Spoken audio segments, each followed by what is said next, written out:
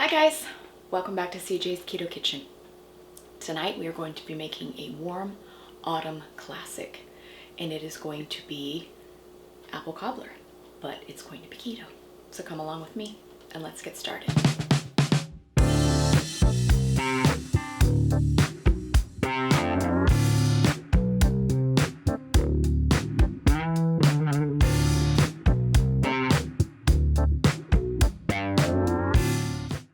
First things first, we want to preheat our oven because this is going to bake in the oven, and we want 350 degrees. You're also going to need a medium-sized saucepan because we are going to partially cook our zucchini in anticipation of putting it into our baking dish. So for me, I'm going to be utilizing my cast iron skillet. It's very rustic and traditional for cobblers and also for outdoor cooking such as Dutch ovens. That is something that my father used to do while camping. And so that is what I'm going to be using tonight. And I have liberally greased mine. You do not have to use a cast iron skillet. You can use a baking dish, of course. And I would use something either 8x8 or 9x9. As I talked about in the intro, this is going to be a mock or an interpretation of apple cobbler. This is made with zucchini. Zucchini is a very versatile vegetable because it doesn't have a high flavor content and can take on whatever you put with it. About 3 years ago, CJ and I did a mock apple crisp recipe for a picnic collaboration on YouTube that we were involved in. And I was, of course, very skeptical that this would actually work out, but I was very pleasantly surprised. Utilizing zucchini here is also very wonderful for those of you who have a large garden that you are now harvesting this time of year. But of course, zucchini can be found probably on your porch because your neighbors have left it there, but you can also get it at the grocery store. And what's nice about this is that it utilizes the larger zucchinis quite well if you happen to have those. So I'm going to demonstrate how I made it. As you can see, they're very apple-like in shape, size, and color, which is part of the reason why this works so well for this dish. And in fact, a lot of people, especially in the Midwest, will make zucchini products and sometimes add them to their apple pies and cobblers and crisps.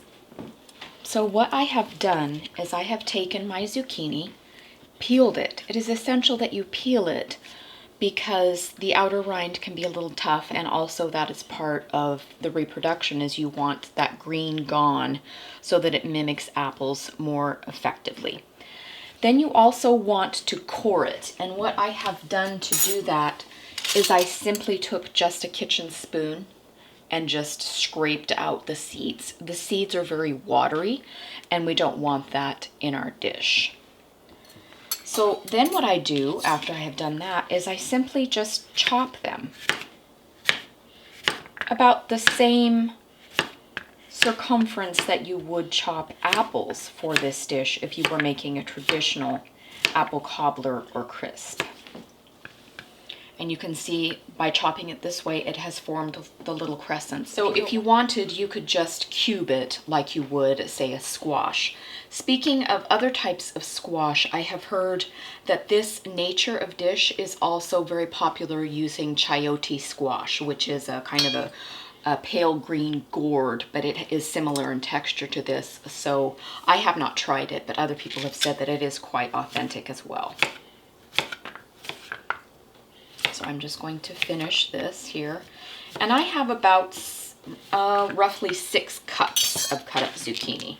So for me, based on the size of zucchini that I used, it was about 4 zucchini because they were medium-sized zucchini. But like I said, your giant mammoth mutant zucchini would work here very well, of course, and you would probably only need to use 1 or 2 of those. So I am going to take this zucchini that we have cut up, and I'm going to put it in my saucepan. So the next step that we are going to do is we are going to add a couple of things to our faux apples, the zucchini here, and we are going to partially cook them. And the reason for that is our cobbler is not going to bake as long as it would be necessary to soften our zucchini pretend apples. So what you want to add to your saucepan, the first thing is a 1/2 cup of lemon juice. It's incredibly important to use lemon juice in this step. If you do not have lemon juice, you could use something like apple cider vinegar. But you want something that's very acidic because it is going to give our zucchini that tartness that apples naturally have, because zucchini doesn't have that. Zucchini is very mild, bland. So we want to add that zing that apples, fresh apples, would typically have. So I want a half a cup of this.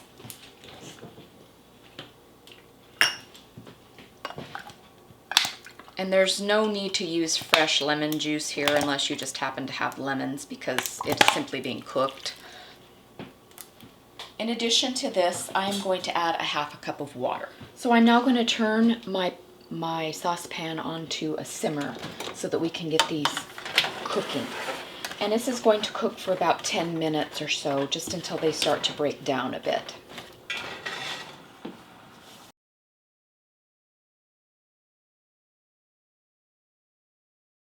While our zucchini is working on the softening process, we're going to go ahead and create our cobbler mixture.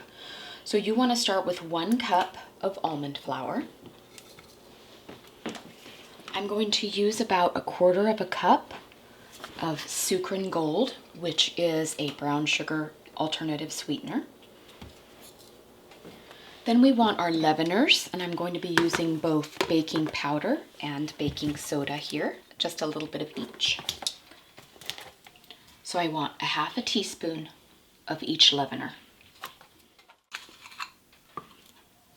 And I'm just going to mix these around a little bit. Get all the lumps out.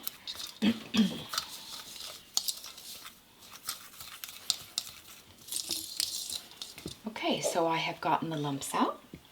Now we need to add 1/4 cup of melted butter, and this is about almost 57 grams if you are doing metric. And I'm just going to take my fork and just combine that, and we're going to have a nice semi-crumbly mixture that is then going to go over our zucchini to form our cobbler. Okay, so we're just going to set that aside. You can see that it's simmering away, and don't be concerned when you first put your water and your lemon juice in, because it doesn't seem like there will be enough liquid to cook this in, but as you can see, it's plenty. And we will more than likely pour quite a bit of this off before we put our fruit into the bottom of our skillet or baking dish. But for right now, we're just simmering to soften these to our apple-like consistency. Okay, we simmered for about 10 minutes, and you can see that they are now fork tender, which is what I'm looking for. I'm going to drain off the liquid, and then I'll be right back. So here's the fun part, where we get to make our zucchini apple-y. And so we are going to be adding a lot of things that are very traditional in cobblers and with apple dishes. So the first thing I want to put in is sweetener, and I have 1/2 cup of Sucrin Gold once again. If you don't have brown sugar alternative, you can of course use whatever natural sweetener that you have or that you prefer. Cinnamon, of course, very essential in apple dishes. And I am just going to put about 1/2 teaspoon. This is 1/4, so I'm going to do it twice. You can of course add more or less to your taste, depending on how cinnamony you like things. I'm also going to be putting in nutmeg. I'm a very big nutmeg fan. I have whole here that I'm going to grate into it, but you could of course use just nutmeg that is already ground.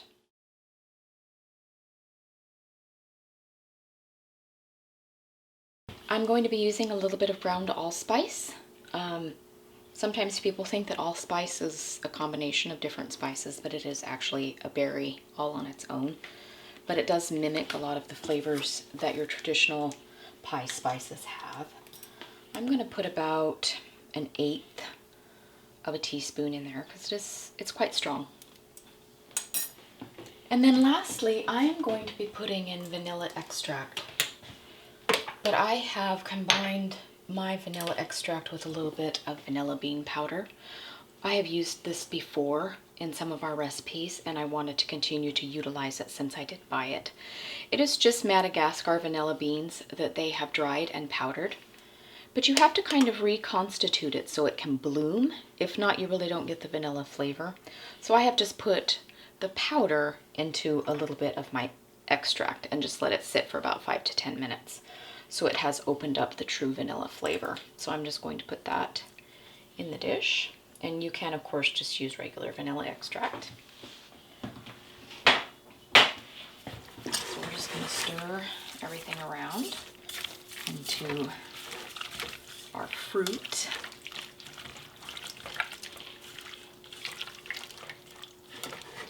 Okay, while I was putting in my spices, when I get done with that, I noticed that I still had quite a bit of water or juice from the zucchini in the bottom of my saucepan, so I went ahead and re-drained it a little more and put a little bit more spice in here. So just if you find that it's too watery, you are going to want a little bit of that when we cook it so that it has kind of a sauce. That's traditional with cobbler, but you don't want a whole lot of liquid.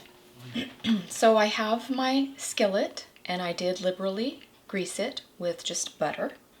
And we're going to go ahead and put our zucchini in the bottom of our dish. If you have a baking dish and you're not using a skillet, that's totally fine. You still want to put it in the bottom. And we're just going to evenly put it down.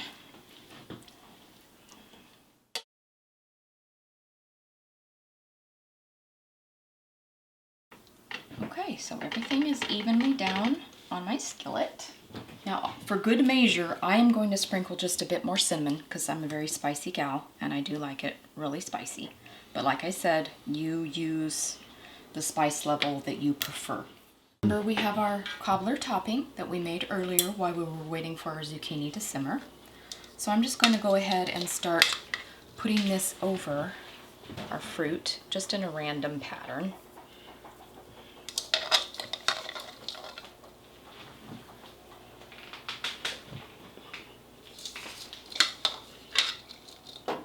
And you do want, gaps where there's, some cobbler and some fruit peeking through. If you, wanted to do it where it was like completely covered, you could absolutely do that, but I want some of our fruit to stick out. Okay, I am now going to put this into our preheated 350-degree oven, and I'm going to start with 20 minutes, but it could take as much as 30 to be cooked. It all depends on how large your skillet is or your baking dish, and of course, the convection of your oven. So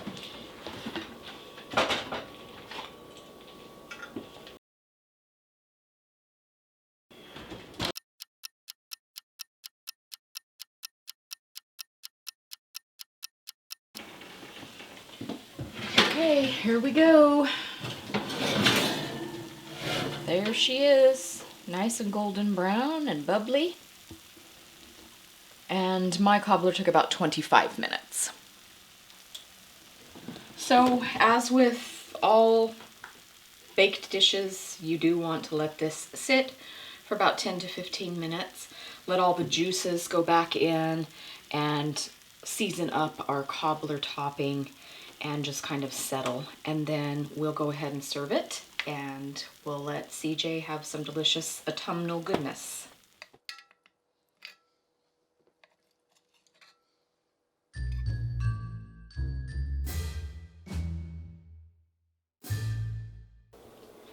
Hi, baby. Hi. We are having a warm and cozy classic tonight. Yep. It is apple cobbler. I'm using my air quotes when I say apple, but the rest is cobbler. So. Well, you can't use air quotes because you're holding the camera. That's fine. Alright, so the ice cream, of course, is optional. Just mainly for photography purposes. There's a lot of low-carb ice creams, though. Rebel Creameries make some, Halo Top. So let me get some without the ice cream. Okay.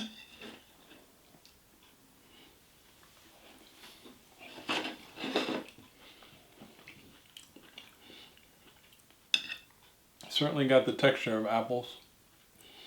Got the everything about it. You would think that this was apples, or I should say, you would not think it's zucchini. It's a little different than apples, but it is a great substitute, and I can't taste any zucchini at all. I would not know that this is zucchini. The way you put this together, I think it's really good. Good. But because, like I said, I don't think people will. I know that it's not apples, but I also don't know that it's zucchini. Right. And if you were served this, say you went over to someone else's house and were served this, and you didn't know, and I didn't know, you wouldn't necessarily think anything of it. I would just think they're apples. When I was researching this recipe, and you know how people in the Midwest like to make zucchini cobblers, there were lots of anecdotal stories about people having someone over for company and serving them this, and they had no idea and just ate it up. Yeah. So I could see that. I could believe that. So you and I have been having a debate between a crisp and a cobbler. There's cobblers, crisps, brown betties. But that's okay. Crumbles. That's okay. Anyway, it's good, and I think people will like it. And it is a good way to get rid of those zucchinis that you've grown this year, especially those big monster ones that you have. Yes, so, exactly. Good job. Thanks for all the hard work. Bye-bye. Bye. Thanks for joining us again tonight, you guys. We hope that you enjoy the cobbler as much as we are going to. I love these types of desserts for this time of year. It's very comforting. We hope that you will consider subscribing and hitting the notification bell so that you know when our content goes live. We upload twice a week. On Wednesdays, we have Keto Conversations, and there we talk about different ketogenic topics. Sometimes we have food unboxings or what we're eating on this lifestyle. And then our recipes go live on Sunday. So definitely hit the bell so you know when that happens. I try to make 2 savory a month and 2 sweet.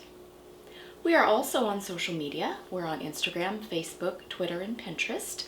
And there we post photos of what we're eating, recipes we've made in the past, recipes that are upcoming, and also people who are part of those social media sites will also post their photos. And so we enjoy having that part of the community. So definitely consider joining us there, and that is CJ's Keto Kitchen. If you need information for this recipe or recipes that we have made in the past, all the nutritional information, serving sizes, macros can all be found on our blog, and that is Cjsketokitchen.com. We hope that you'll come back again next time and visit with us. And until that time, we hope that you stay well. Bye.